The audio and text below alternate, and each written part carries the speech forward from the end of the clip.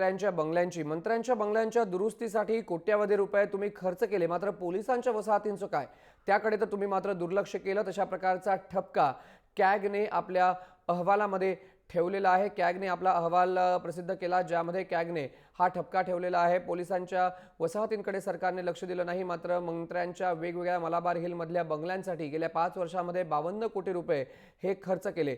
जेवढे पैसे तुम्ही खर्च केले तेवढ्या पैशांमध्ये सगळे बंगल्यांची पुनर्बांधणी झाली असती, अशा प्रकारचा या ठिकाणी कॅगने ठपका ठेवलेला आहे। 37 कोटी रुपयांमध्ये या सगळ्या बंगल्यांची पुनर्बांधणी झाली असती, मात्र तुम्ही वेगवेगळ्या दुरुस्त्यांच्या नावावरती कोट्यावधी रुपयांचा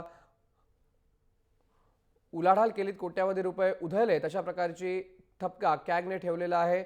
याच्यामध्ये अनेक बंगले आहेत। देवगिरी, मेघदूत, रामटेक, सेवा सदन, शिवगिरी, जेतवन, अग्रदूत, चित्रकूट, मुक्तागिरी, नंदनवन, शिवनेरी आणि सारंग यांसारखे बंगले आहेत।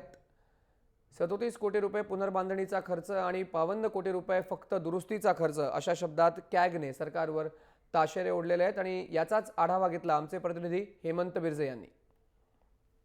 राज्याच्या मंत्र्यांनी आपल्या बंगल्यावर कोट्यवधीची उधळपट्टी केल्याचा ठपका कॅग अहवालाने नोंदवलेला आहे।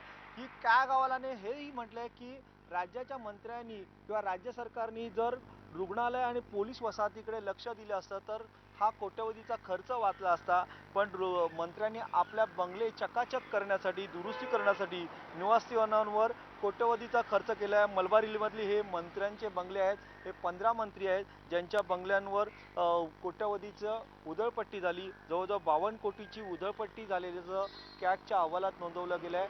5 वर्षामध्ये हा कुठेतरी खर्च दोन्ही सरकारनी कोट्यवधीचा केलेला आहे। काँग्रेस राष्ट्रवादीच्याही मंत्र्यांनी त्या पद्धतीने खर्च केला होता आणि आता शिवसेना भाजपचे जे मंत्री आहेत त्यांनीही आपल्या बंगल्यांवर त्याच पद्धतीने खर्च केला आहे। ही दुरुस्तीसाठी, निवासस्थानाच्या दुरुस्तीवर हा खर्च झालेला आहे। खर्चामध्ये सर्वात जास्त खर्च असं म्हटलं जातं की जे वैद्यकीय शिक्षण राज्यमंत्री आहेत रवींद्र वायकर यांनी आपल्या कार्यालयावर जास्त हायेस्ट एक्सपेंडिचरचा खर्च केलेला आहे।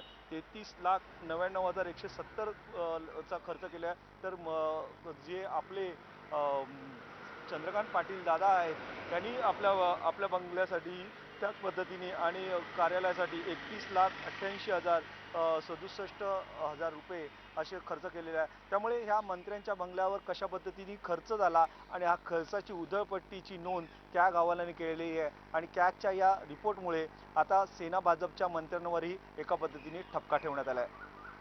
व्हिडिओ जर्नलिस्ट शिवाजीसह हेमंत बिर्जे, जय महाराष्ट्र, मुंबई।